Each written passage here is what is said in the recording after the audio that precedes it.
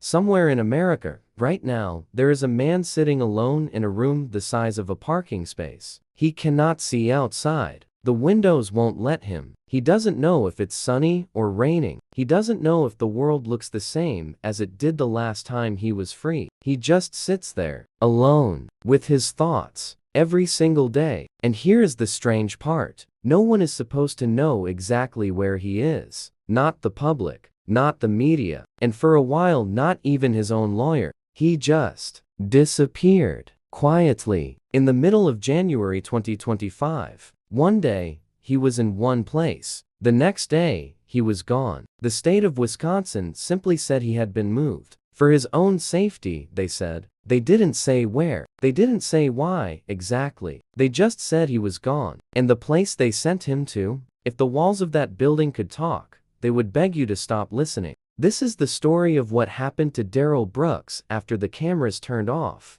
after the trial ended, after everyone went home. This is the story of what his life actually looks like now. And by the time this video is done, you may find yourself asking a question you never expected to ask. Is this justice, or is it something else? If you're new here, hit that subscribe button right now, because the things we're about to show you in this video are things most people never get to hear about. Stay with us. Let's go back to the beginning. Because to understand where Darrell Brooks is now, you need to understand what he did. And more importantly, you need to understand the moment it happened. Because that night changed everything. For 6 families, for one city, and eventually, for him. It was November 21st, 2021, a Sunday evening in Waukesha, Wisconsin. The air was cold the way it gets in late November in the Midwest, that sharp, dry cold that bites at your nose and ears. The streets were decorated, Christmas lights everywhere. People were bundled up in coats and scarves, standing on the sidewalks,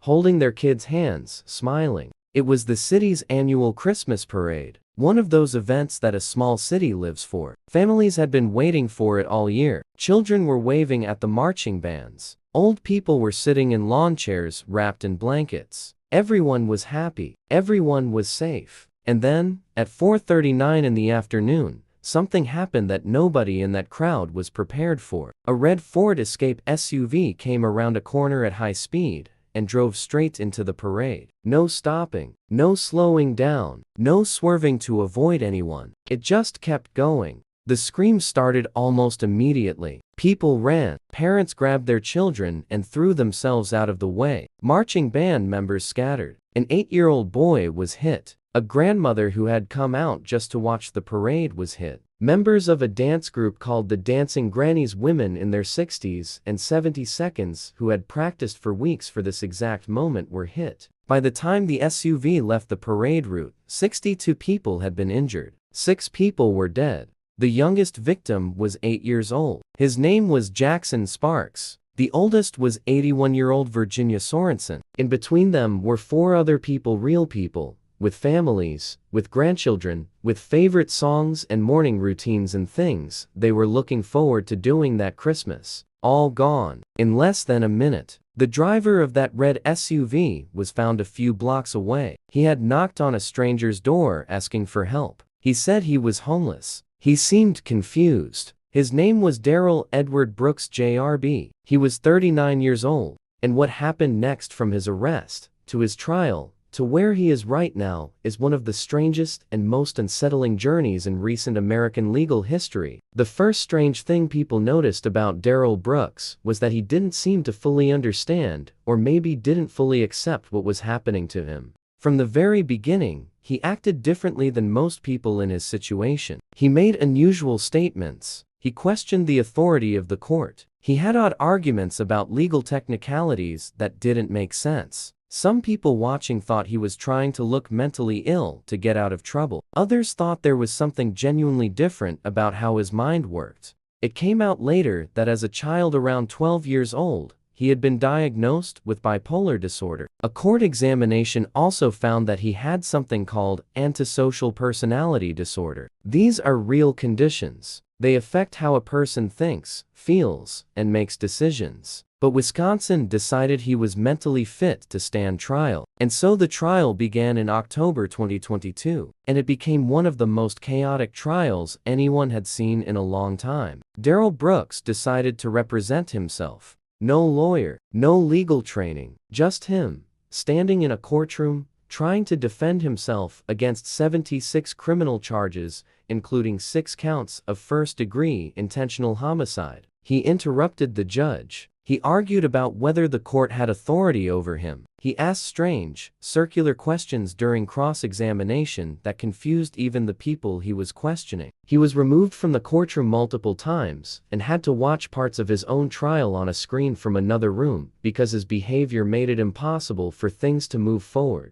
It was, by any measure, a deeply uncomfortable thing to watch. But underneath all the chaos, the facts of the case were clear. 62 people were injured. 6 people were dead. Security footage showed his SUV driving through the crowd. His DNA was in the car. Multiple witnesses identified him. On October 26, 2022, the jury found him guilty on all 76 counts. Every single one. The sentencing came shortly after. The judge gave him 6 consecutive life sentences, meaning 6 life sentences, one after the other, not running at the same time. On top of that, 766 years and 3 months. He would never leave prison, ever, and then quietly, without much fanfare, they took him away. Now here is where the story gets interesting, because most people assumed that was the end of it. Bad man does bad thing. Bad man goes to jail forever. Case closed. Move on. But the story didn't end there. Not even close. Because what happened to Darrell Brooks after that courtroom door closed is something that most news channels never covered, something that most people never thought to ask about, and something that, when you actually look at the details, raises questions that are genuinely uncomfortable. Where exactly did they send him? What does his life look like now? And what is actually happening inside the walls of the place he ended up? We're going to answer all of those questions. But first, let's follow the trail because he didn't end up where he is now immediately. There were stops along the way, and each stop was a little darker than the last. After his conviction, Brooks was sent to Dodge Correctional Institution in Waupun, Wisconsin. This is where Wisconsin sends most of its new inmates. First, it's a processing facility. Think of it like the intake center. They evaluate you there. They figure out where you belong in the system. He stayed there from November 2022 until February 2024. That's about 15 months. And during that time, the outside world mostly forgot about him. The trial was over. The verdict was in. People moved on. But inside that facility, something was already happening that would shape the next chapter of his life. His name was known. And in prison, being known is not always a good thing. The crime he had committed, driving a vehicle into a Christmas parade and killing 6 people, including an 8-year-old child, was not the kind of thing that makes you popular in prison. Even among people who have done terrible things, there is a kind of informal code. And what Brooks had done set wrong with a lot of people. We don't know exactly what happened during those 15 months. The prison doesn't share that kind of information publicly, but we do know what happened next. In February 2024, they moved him to a different kind of place entirely. Wisconsin Secure Program Facility, located in Boscobel, Wisconsin. This is Wisconsin's own supermax prison, the most secure, most restricted facility the state has. The kind of place you end up when the regular system decides you need to be separated from everyone else. He spent almost a full year there, and then, on January 13, 2025, he was moved again. This time, it was different. This time, Wisconsin didn't just transfer him to another cell in another building in the same state. They moved him completely out of Wisconsin, out of the state entirely, to a location they refused to name publicly. The official statement from the Wisconsin Department of Corrections was short, almost too short for what it was describing. They said the transfer was done for safety concerns related to the notoriety of his crime. That was it. No address, no facility name, no state. He was just gone. And here's the part that made even legal experts raise their eyebrows. His own attorney didn't know where he had been sent. A reporter had to ask the doc before anyone outside the system was told. His lawyer, the person legally responsible for representing him in his ongoing appeals, was kept in the dark. That alone should make you stop and think. When a government moves a prisoner to a secret location and doesn't even tell his lawyer where he is, what does that tell you about the place they sent him to? Drop a comment right now. Do you think Darrell Brooks deserves what's coming to him in this story? Let us know, and keep watching, because we haven't even gotten to the part that will truly shock you. There are whispers, reports that investigators and journalists have been trying to piece together, clues about where exactly he ended up. And those clues point to a place that has a reputation so dark, so difficult to describe, that some people who study the American prison system say it shouldn't exist at all. A place where the windows are frosted so you can't see the sky. Where the door to your cell has a slot in it like a mailbox, and that slot is how you receive your food, your medication, and what little human contact you are allowed to have. A place so remote that it takes hours to reach from any major city. A place where the guards carry live ammunition, something that is extremely rare in American prisons. A place where, in 2024, at least 6 inmates set themselves on fire at the same time in protest of the conditions. A place that some legal experts say may cross the line into what the United Nations calls psychological torture. That is where the trail leads. Before we go inside, let's just take a moment to think about something. Most people, when they think about prison, picture something they've seen in a movie. Long hallways, rows of cells with bars, a cafeteria where inmates sit together and eat, a yard where people walk around and get some sun, maybe some tension, maybe some danger, but still, place that looks like a place that has some connection to the outside world. What we are about to describe is nothing like that. What we are about to describe is a place where the entire point, the entire design, is to make sure that you are as alone as it is possible for a human being to be, while still technically being kept alive. And before anyone says, "Good, he deserves it," hold that thought. Because by the end of this chapter, the question isn't going to be whether Darrell Brooks deserves to suffer. The question is going to be something much harder than that, something that doesn't have an easy answer. Let's go in. The place that investigators and journalists believe Darrell Brooks was sent to is called Red Onion State Prison. It sits in Wise County, Virginia, deep in the mountains of southwestern Virginia, so far from any major city that if you wanted to visit someone there, you would be driving for hours through winding mountain roads before you even got close. The nearest large city is nearly 300 miles away. It was built in 1998. From the very beginning, it was designed with one purpose: to house the people that the regular prison system couldn't handle. The most dangerous, the most notorious, the ones that the system decided needed to be completely cut off. It is what is known as a supermax prison. And the word supermax doesn't even come close to capturing what that actually means when you're the one living inside it. Let's start with the cell. Your cell at Red Onion is approximately 8 feet wide and 10 feet long. Take a moment and look around wherever you are right now. Find a wall. Walk 8 steps along it. That's the width of your entire world. Now walk 10 steps in the other direction. That's the length. That's it. That is your entire living space. Inside that cell, you have a bed, a concrete slab with a thin mattress on top. You have a toilet, a sink, a small desk that is attached to the wall. And that is essentially everything. There is a window, but the window is frosted. It lets in a little light when the sun is out, but you cannot see through it. You cannot see the sky. You cannot see the trees. You cannot see whether it is snowing or raining or bright and sunny outside. The window is there, but it tells you nothing about the world beyond your cell walls. You are in that cell for 23 hours a day, not 20, not 18, 23. For 1 hour a day, sometimes less, you are allowed out. You go to what is called a recreation area.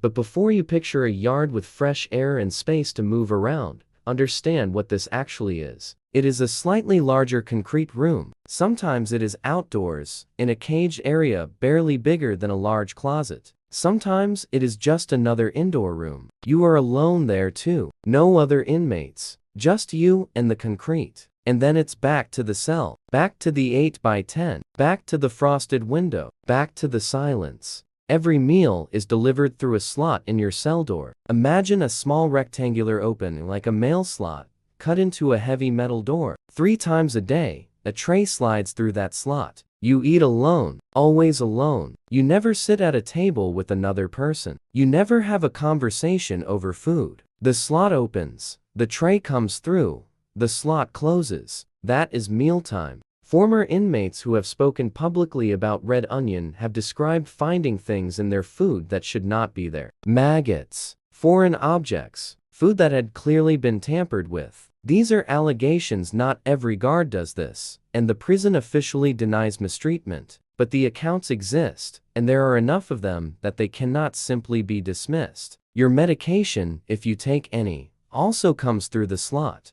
If you need to speak to a doctor, a nurse, or a mental health professional, they come to the slot. They stand on the other side of your door and speak to you through it. Other guards are present. Other inmates in nearby cells can hear. There is no private conversation. There is no real medical consultation. There is just a voice on the other side of a metal door asking how you are doing. Now, let's talk about the thing that many experts consider to be the most damaging part of all: human contact. As a social species, human beings need contact with other people the way they need food and water. This is not a feeling or an opinion, it is biology. Studies going back decades show that prolonged isolation causes measurable, physical damage to the human brain. The parts of the brain that process emotion, memory, and rational thinking begin to deteriorate. People start experiencing hallucinations, severe anxiety, depression so deep it stops feeling like sadness and starts feeling like nothing at all, a complete emptiness. At Red Onion, more than 2/3 of the prison population is in solitary confinement at any given time. 2/3. That means the majority of people in that building spend their days exactly as we just described, alone in a small concrete room with almost no human contact whatsoever. Family visits are allowed, but only 4 hours per month. 4 hours. In 30 days, you get 4 hours of time with someone who loves you. And that visit happens through glass, with a phone to speak through. You cannot touch them. You cannot hug them. You sit on opposite sides of a window and look at each other for 4 hours. And then they have to make the hours-long drive back to civilization, and you go back to your cell. And remember, this is a facility that is nearly 300 miles from any major city. For most families, visiting even once a month is not financially or logistically possible, which means for many inmates, the 4 allowed hours don't even happen. If you've made it this far into the video, you're clearly someone who wants the full picture, so hit that subscribe button so you never miss a video like this. Now, it's keep going. Now, it's talk about the guards. Red Onion State Prison is one of the very few prisons in the United States where guards carry live ammunition. Not rubber bullets, not beanbag rounds, live rounds, the kind that kill. Most American prisons do not allow this inside the facility itself because of the obvious danger in a confined space with many people. A live bullet does not stop where you intend it to. But Red Onion made a different calculation, and the presence of live ammunition changes the entire atmosphere of a place. It changes how guards feel. It changes how inmates feel. It changes what is possible and what is not. Electroshock weapons are also used. 5-point physical restraints where a person is strapped down at the wrists, ankles, and chest are used. These are the tools of control in this environment.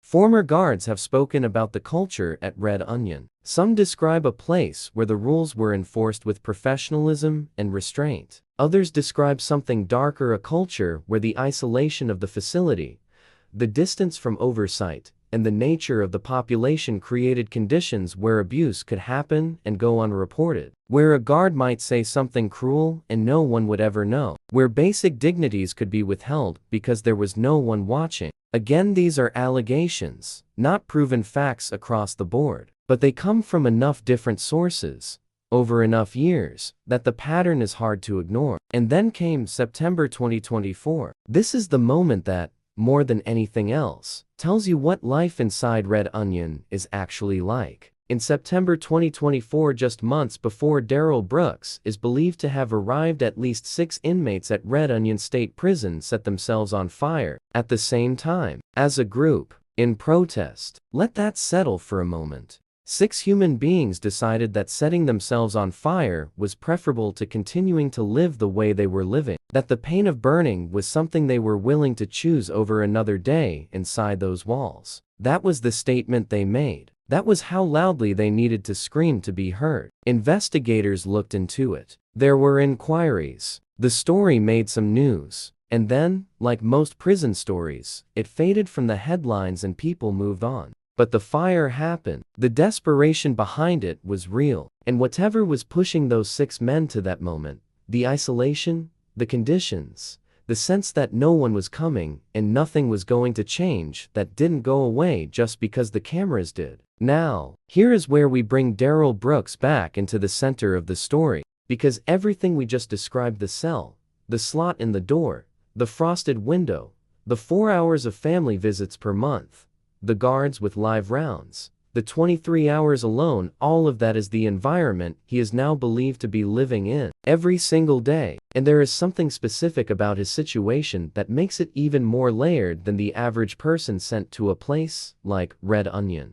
Remember what we told you earlier, that as a child, around age 12, he was diagnosed with bipolar disorder, and that a court-ordered psychological examination also found he had antisocial personality disorder? These are not small things. These are conditions that affect how a person's brain processes the world. And the research on what prolonged solitary confinement does to people with pre-existing mental illness is not ambiguous. It is not a matter of debate among psychologists. It makes everything worse, dramatically worse. People with bipolar disorder who are placed in long-term isolation experience accelerated deterioration. The mood swings become more extreme. The periods of darkness become longer and deeper. The brain, which is already struggling to regulate itself, loses more and more of its ability to do so without any external stimulation, any human connection, any sense of rhythm or meaning in the day. An antisocial personality disorder, a condition already associated with difficulty forming meaningful human bonds, becomes even more entrenched in isolation. The skills that allow a person to function in the world with other people atrophy,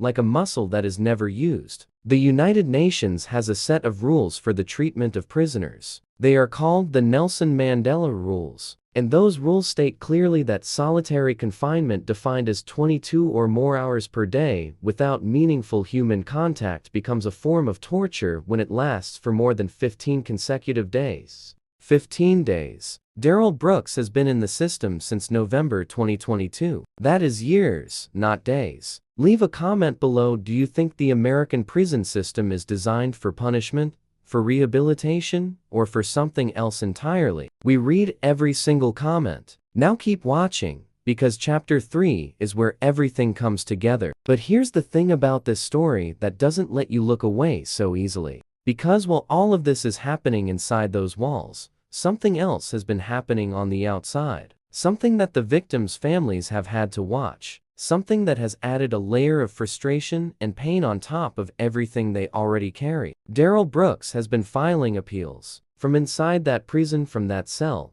through that slot in the door, he has been trying to fight his conviction. He filed for extension after extension to prepare his appeal documents. 11 extension requests in total. 11 times, he asked the court for more time. The court eventually said no more. A hard deadline was set, January 7, 2026. No further extensions. Whatever he had to say it by then. And in one of his written communications to the court, he made a complaint. He said it was extremely difficult to access his legal documents because the facility he was in was under lockdown due to an ongoing drug investigation. That one sentence is a window. Because he didn't name the facility, the system still hasn't officially named it. But that sentence tells us things. It tells us the facility has a drug problem significant enough to trigger a full lockdown. It tells us he is trying to navigate a legal process from inside a place that makes basic tasks nearly impossible. And it tells us that wherever he is,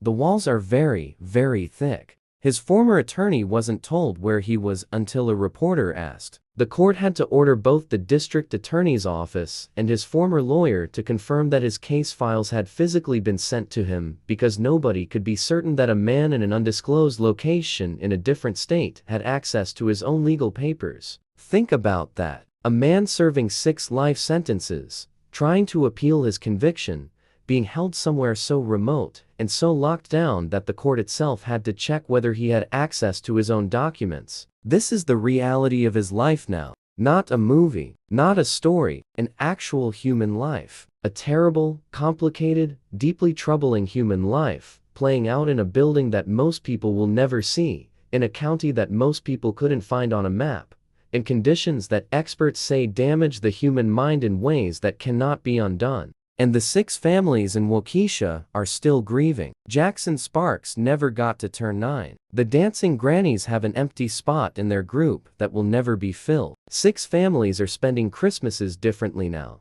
forever, because of one man and one red SUV on one Sunday evening in November. That is also real. That pain is also real. And somehow, both of those things, the grief of the victims and the darkness of what happens inside those walls, have to exist in the same story. There is a question that has been sitting underneath this entire story. You may have felt it without being able to name it. It has been there since the very first sentence, since we told you about a man sitting alone in a room the size of a parking space, unable to see outside, with no one coming. The question is this: what is prison actually for? Not what we say it is for. Not the official answer. The real answer. Because depending on how you answer that question, everything we have told you in this video means something completely different. If prison is for punishment, then Darrell Brooks is being punished severely, in ways that most people who called for justice after November 21, 2021, probably never fully imagined when they used that word. If prison is for keeping dangerous people away from society, then that is certainly happening. He is in a building that most people couldn't find on a map, hundreds of miles from Wisconsin, behind walls where guards carry live rounds, in a cell he leaves for 1 hour a day. If prison is for rehabilitation, for changing a person, for making them less dangerous, for preparing them to eventually return to society, then what is happening to Darrell Brooks is the opposite of that. Completely and entirely the opposite. Because what prolonged isolation does to a human brain is not rehabilitation. It is the dismantling of the very things that make rehabilitation possible. But here's the thing: Darrell Brooks is never getting out. He has 6 life sentences. There is no parole. There is no release date. There is no version of the future where he walks out of a prison door and returns to society. So what exactly is the point? That is not a question with a clean answer, and we are not going to pretend that it is. But it is a question worth sitting with, because the way a society treats even its worst members says something not about those members, but about the society itself. Let's talk about time, about what time actually feels like in a place like Red Onion. On the outside, time has texture. Monday feels different from Saturday. Morning feels different from evening. Summer feels different from winter. You know these things because you can see them, feel them, experience them through the people around you and the world outside your window. In a supermax cell, time flattens. Every day looks exactly like the day before. You wake up at the same time. The slot in the door opens at the same time. The 1 hour out of your cell happens at the same time. The slot opens again for the next meal. The lights dim at the same time every night. And then it starts over. There are no seasons in a supermax cell. There are no weekends. There is no sense of time passing because nothing marks its passage. Psychologists who study solitary confinement describe this as one of the most psychologically destructive elements of the experience. The human brain needs time to have shape, needs beginnings and endings, needs change and variation to stay healthy. Without it, the mind begins to turn inward. And when a mind that is already struggling, a mind with bipolar disorder, a mind with a history of impulsive, explosive behavior turns inward in isolation, what it finds there is rarely peaceful. Former inmates who have spent years in solitary describe hearing things that aren't there, seeing things that aren't there, having conversations with people who don't exist, not because they arrived with those symptoms, but because their minds created stimulation where none existed. Some of them describe losing track of who they were, not in a poetic sense, in a literal sense, forgetting what their own face looked like, forgetting what it felt like to have a conversation, forgetting how to think in a straight line. This is what the research shows happens consistently, repeatedly, across different prisons, different countries, different decades of study. And now consider that Darrell Brooks arrived in this system with diagnosed mental illness, with a brain that was already, by clinical definition, wired differently. And he will be in this system not for months, not for years, but for the rest of his natural life. Whatever he was when he drove that SUV into a Christmas parade, whatever was happening in his mind, whatever combination of choices and illness and rage, and who knows what else produced that moment, the version of him that exists 10 years from now, 20 years from now, will be shaped almost entirely by isolation. That is simply what the evidence tells us will happen. Now, it's talk about the families. Because this story does not belong only to Darrell Brooks. It never did. Jackson Sparks was 8 years old. He was marching in that parade. He was struck by the SUV and suffered a traumatic brain injury. He died 2 days later, on November 23, 2021, 2 days before Thanksgiving. His older brother Tucker was also hit and survived, but he watched his little brother die. Virginia Sorensen was 81 years old. She was a member of the Dancing Grannies,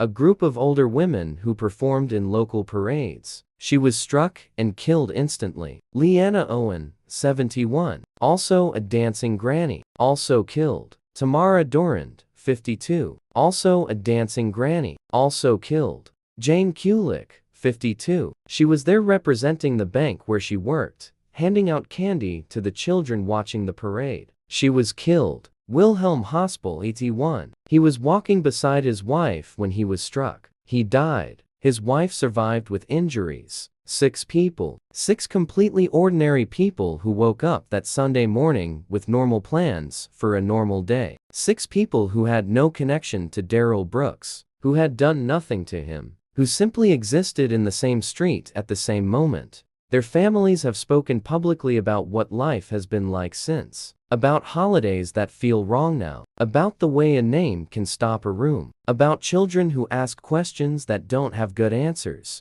About the particular kind of grief that comes not just from losing someone, but from losing them suddenly, publicly, senselessly, in a moment that was supposed to be joyful. Some of those families followed the trial closely, sat in the courtroom, watched Darrell Brooks argue with the judge and question his own authority to be tried, watched him represent himself and create chaos and make the process longer and harder than it needed to be. And then they watched him get taken away. And eventually, they watched the news about a transfer to an undisclosed location. And for some of them, that may have felt like one more thing that was taken from them, the ability to even know where the man who killed their person actually is. Justice is supposed to provide something. Closure is the word people use. Though many grief counselors will tell you closure is not quite real, that what actually happens is you learn to carry the weight differently, not put it down. But even the process of learning to carry it differently requires some kind of resolution, some kind of answer to the question of what happened and what is being done about it. For the families of Waukesha, the legal answer is clear. He was convicted. He received the maximum possible sentence. Wisconsin doesn't have the death penalty, so 6 life sentences plus 766 years is as final as the system gets. But the human answer, the emotional answer, is messier. Because the thing about grief is that it doesn't resolve on a schedule. It doesn't end when the verdict is read or when the sentence is handed down. It continues, quietly, in the spaces between things. On birthdays and holidays and random Tuesday afternoons, when something small reminds you of the person who is gone. And so here we are, holding all of it at once. A man in an 8x10 concrete cell, somewhere in the mountains of Virginia, alone for 23 hours a day, with a frosted window and a slot in a door and 6 life sentences and no way out. A man whose mind was already fragile before any of this began, now subjected to conditions that the United Nations has described as psychological torture when applied for more than 15 days, and he has been in the system for years. and 6 families in Wisconsin carrying weight that will never fully leave them, trying to build something that resembles normal life out of the wreckage of one Sunday evening. Both of those things are true. At the same time, in the same story, here's the final thing we want to leave you with. In January 2025, when Wisconsin transferred Darrell Brooks to his undisclosed location, they put out a statement. They said the transfer was necessary because of the notoriety of his crime. They said it was for his safety. For his safety. That phrase is doing a lot of work. Because on one hand, it is probably literally true. A man who killed 6 people including a child, who became one of the most recognized faces in American crime news, would face serious danger in a general prison population. The informal codes that exist in prison are real. His presence in a regular facility would likely have resulted in violence against him. So in a technical sense, the transfer protected him. But protected him to go where? Protected him to experience what? A place so remote his own lawyer didn't know where he was. A place where 6 men set themselves on fire to make themselves heard. A place with frosted windows and live ammunition. And 4 hours of family visits per month and 23 hours of silence. Protected. Into that, there is a version of this story where you watch it and feel satisfied. Where everything that has been described feels like exactly what was deserved. And the chapter feels closed. There is another version where you watch it and feel deeply uneasy, where the conditions described feel like something that shouldn't happen to anyone, not because of who Darrell Brooks is, but because of what those conditions do to a human being, and what it says about us that we have built systems capable of doing it. Most people will land somewhere between those two versions, and that in-between space, that discomfort, that inability to fully settle, might actually be the most honest place to stand. Because justice is not simple. It never has been. And the story of what happened after the cameras turned off, after the trial ended, after everyone went home, that story doesn't give you a clean ending. It gives you a frosted window, a slot in a door, a man you may despise, deteriorating in silence, in a building no one will officially name, and 6 empty chairs, at 6 different tables, in 6 different homes in Waukesha, Wisconsin. That is the reality. All of it, at once. If this video made you think, really think, then share it with someone. Not because we want the views, but because these are conversations that people need to be having. What is prison for? What does justice actually look like? And what kind of system do we want to live inside of? Drop your thoughts in the comments below. We read every single one. And if you haven't subscribed yet, do it now. Because we will keep bringing you the stories that most people don't tell, told the way they actually are. No exaggeration, no sensationalism, just the truth, the whole truth, and every uncomfortable corner of it. We'll see you in the next one.